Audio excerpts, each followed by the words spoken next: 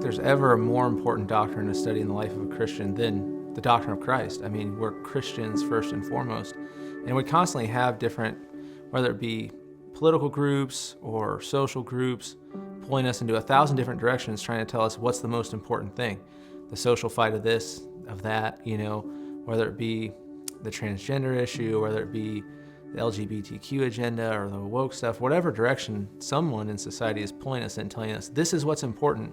And those things get a lot more attention in our devotional life because we read the news headlines than sometimes we get when we just read the Bible. And so recovering the doctrine of Christ is the most vital thing the church can do, and passing it on faithfully from generation to generation.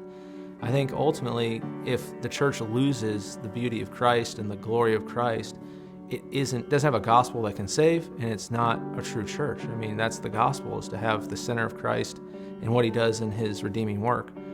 And so I think also the church has to recognize that, the gospel isn't just something, and Christ isn't just something that, arrived in the 21st century and that exists with just this generation. It precedes us. We have a long line of godly men who have passed on the doctrines of Christology to us to have a full, well-orbed doctrine that we have today. And so if the church doesn't safeguard with, particular language and be very conscious of the verbiage it uses to exalt Christ, then it's going to get muddied and missed, and ultimately it will be, a false Christ, which will be a false gospel. It doesn't save anyone. So that's why I think the doctrine of Christ is so important.